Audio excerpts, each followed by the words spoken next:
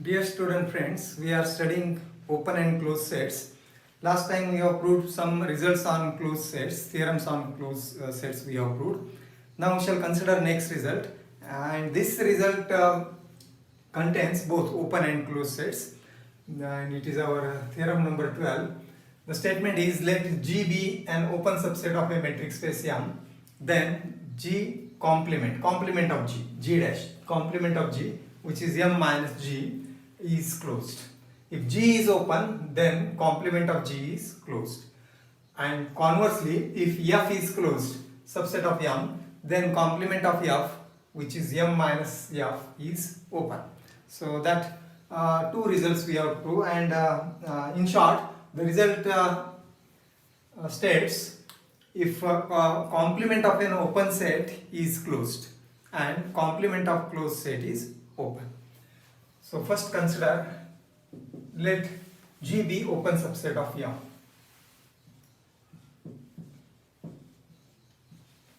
Let G be an open subset of M. And we apply the definition of open subset. If X belongs to G, every open ball, there is an open ball. There is a ball B about X of radius R, which lies entirely in G.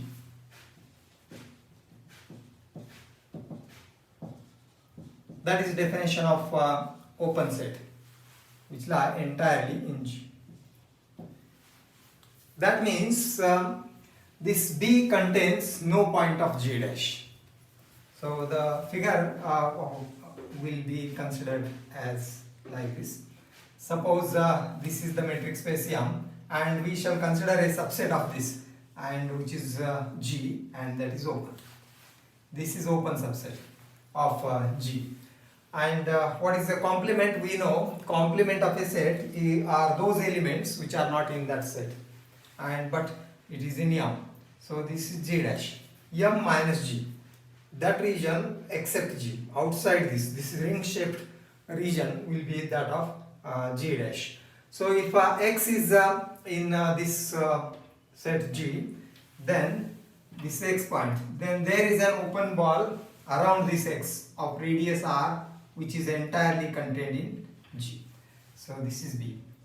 B is entirely contained in G, and therefore no point of X is in G dash. So there is no point of G in G dash. That means this X, therefore, and this is the point X. The point X belonging to G is not a limit point of G dash. It is not a limit point.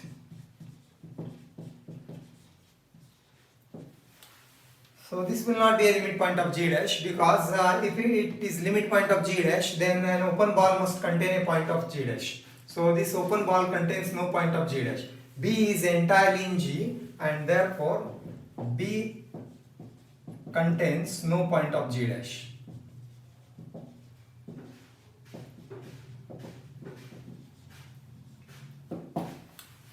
B contains no point of G dash, which is outside G, and thus the point X is not a limit point of G dash.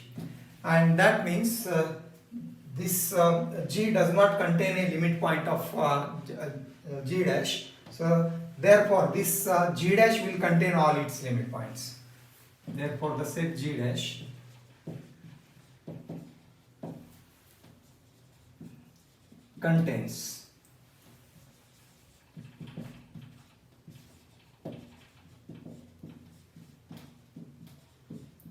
contains all its limit points. So because the limit point is not outside G dash or not in G, there are only two alternatives. If a point is M, in M, then either it is in G dash or it is in G. And therefore X is not point of G dash, because X is a point of G. It is not a point of G dash, and thus G dash contains all its limit points, and this is the condition for G dash to be closed, and hence G dash is closed. G dash is closed set. So this proves if G is open set of M, then G dash is closed subset of M. So that proves the first part. Now we shall consider the second. Let F be closed subset of M. F be a closed subset.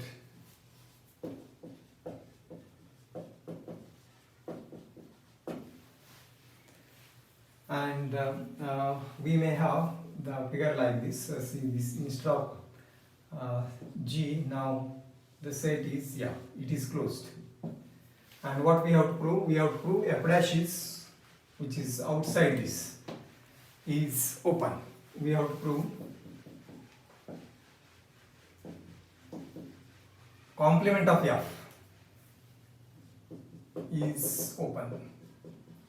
And to prove complement of F is open, we suppose Y belongs to complement of F. Let Y belongs to complement of F.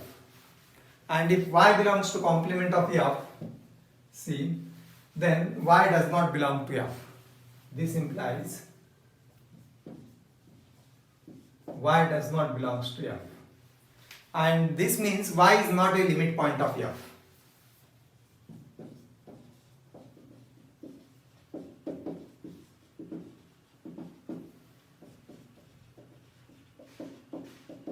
Since the reason for this is since F is closed, and F is closed, F contains all its limit points, and therefore if Y is not in F, then Y is not a limit point, since F is closed.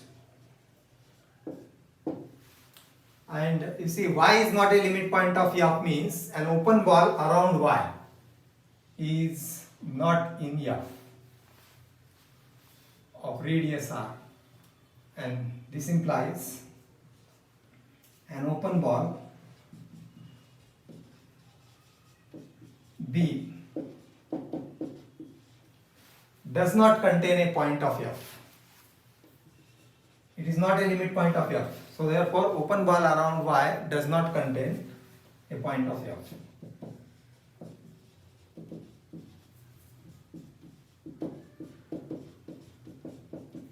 And this open ball does not contain a point of F means it entirely lies in F dash. So this implies the open ball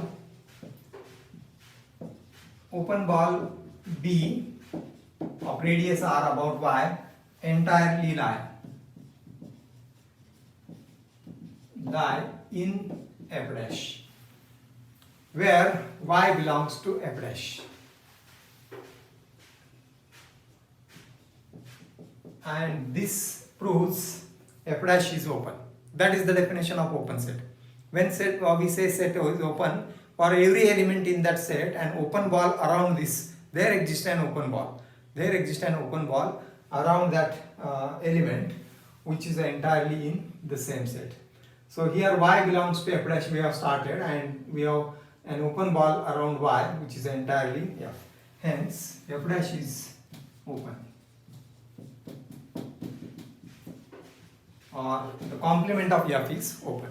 So thus we have proved that if G is open, then complement of G, which is M minus G, are those elements of M which are not in G, that are in complement of G, and that is closed. G is open, complement of G is closed, and F is closed, complement of F is open. So this is an important relation between closed set and open set. Now we will consider a remark on this. Using this result, this theorem 12, we can revisit the earlier results that we have proved.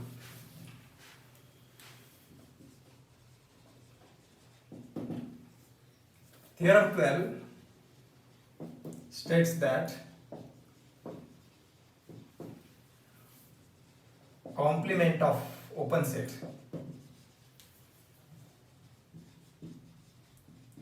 is closed and complement of closed set is open.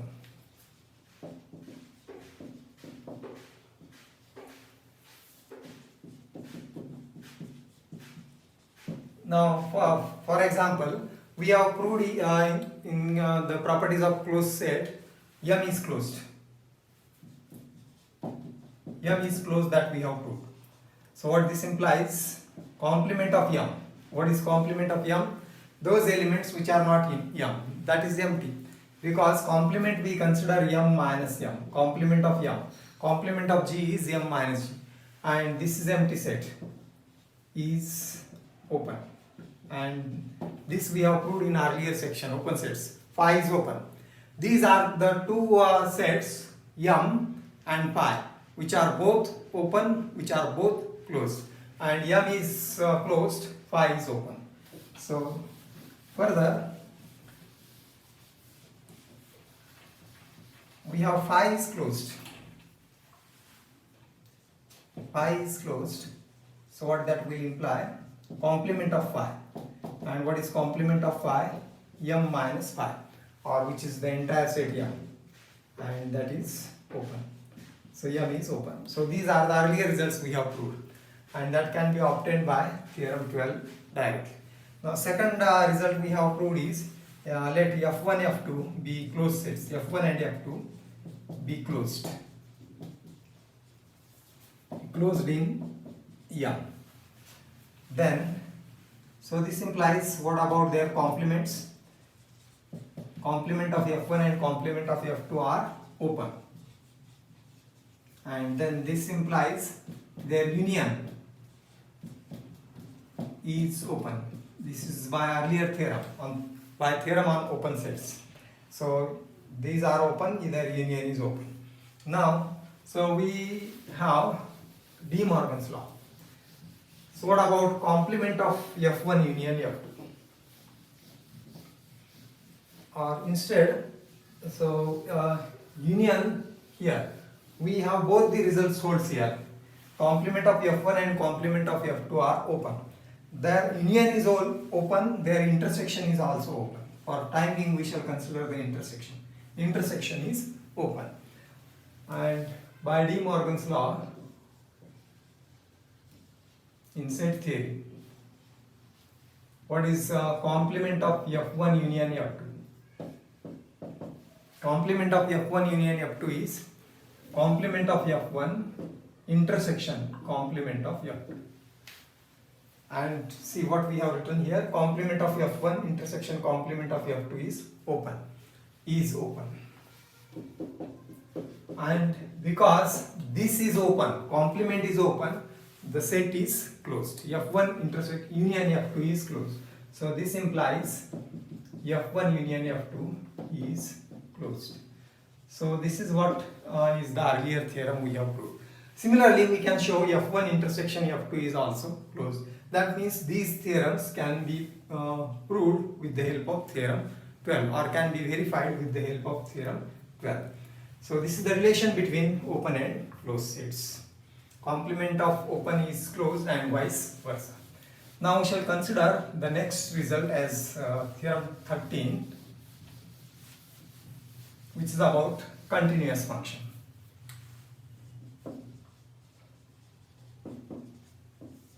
Let M1 row 1 and M2 row 2 be two matrix spaces.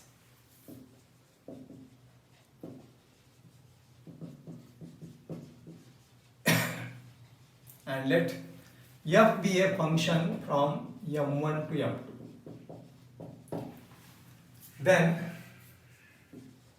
F is continuous. Continuous on M1, entire matrix space M1, if and only if.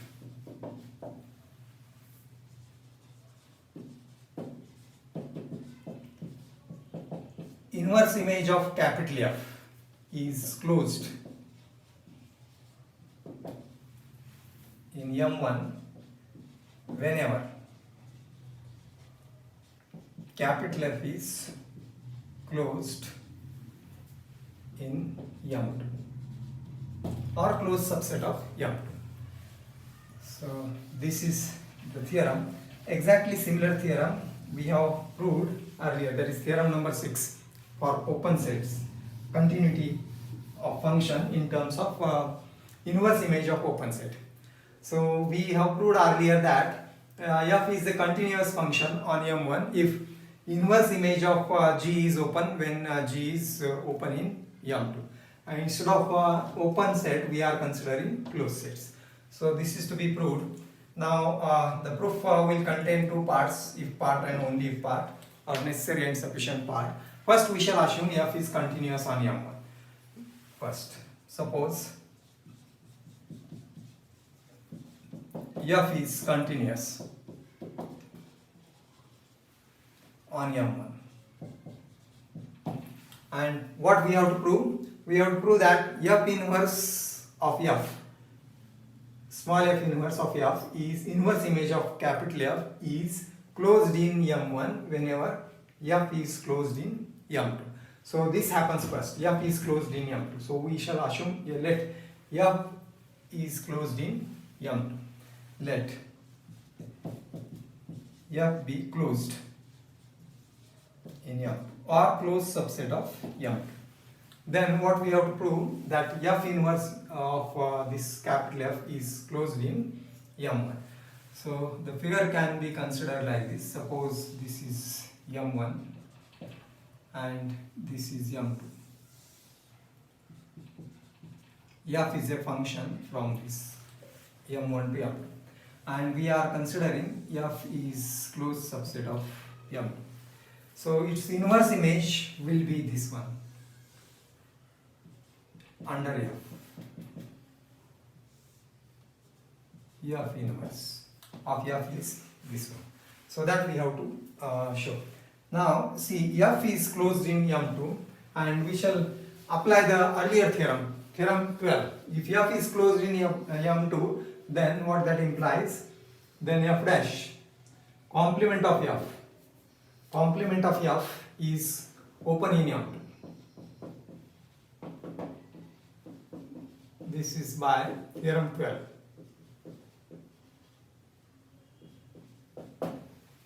Complement of f is open in M2. This is f. Complement means M2 minus f. Complement f. Outside this region, ring shaped region, that is complement f. Complement f is open in M2. And now we apply the theorem 6 on about the open sets. If complement f is open, then its inverse image, because f is continuous, f inverse of f dash is open. So this will be f inverse of complement f, that is open. Since f is continuous on M1, inverse image of f dash is open in M1. So this is by theorem 6. You should refer. And f inverse of f complement f is open in M1. Now what about f union complement f? This comprises the whole set M2. Union of these two is M2. And if you take the inverse image on both sides, then this implies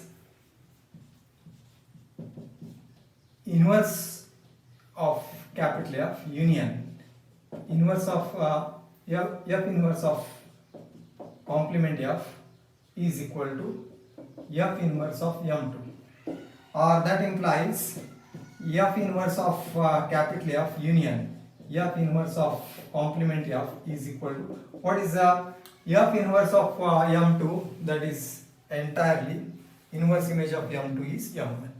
So there, this is M1.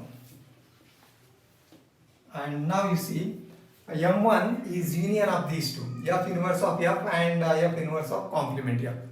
And that means f inverse f is complement of this. These two are complement of each other.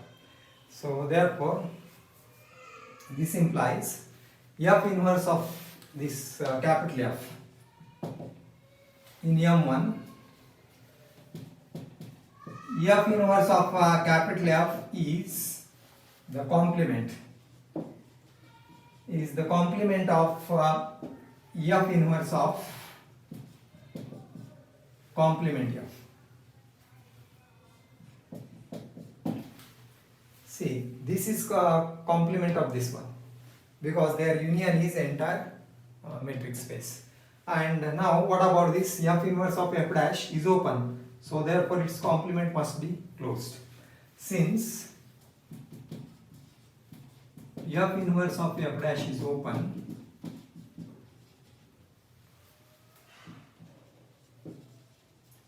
we have F inverse of complement F is open, so we have F inverse of F is closed in M, and this is what we wanted to prove. So F we have started F be closed in M2, then its inverse image is closed in M1. So this is what we wanted to prove. Hence the first part. Now we shall consider the second. So what is the second? We should have to consider the converse part. That means assume F inverse of capital F is closed in M1 whenever F is closed in M2. Second, conversely, suppose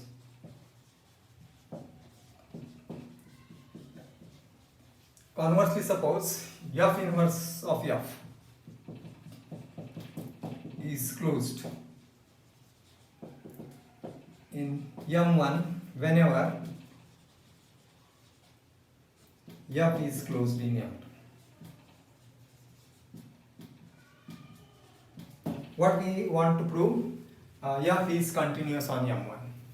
That we have to prove. And to prove F is continuous on M1, we shall again make use of theorem number 6.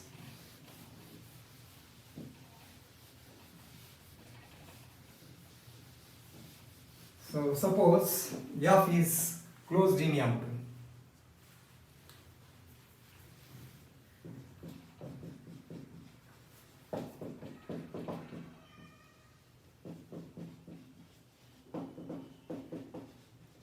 What this implies?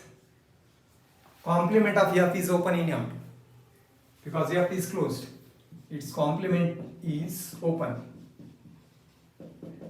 in M2. And now you see complement of F is open in M2, and because F is see continuous, that we have to prove, and here F is closed in M2, and this is the assumption F inverse of F is closed in M1. Since further, since F is closed in M2, F inverse of capital F is closed in M1 by assumption. This is by assumption.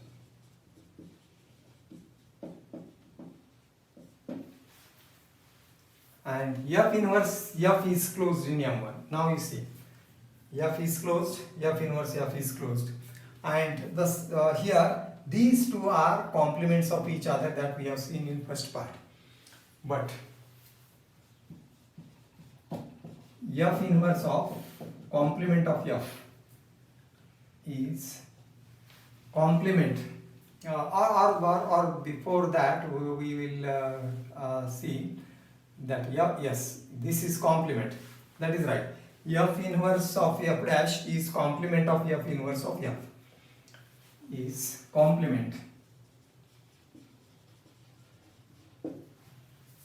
of F inverse of F, and therefore this is F inverse of F dash is open because this is closed, its complement is open. Therefore F inverse of F dash is open. open in M1. This is closed, so therefore this complement must be open by relation theorem 12. So this is by theorem 12. And thus what we have now proved is f dash is open in M2 implies f inverse of complement f is open in M1, and this proves the function f is continuous by again theorem number 6. Thus we have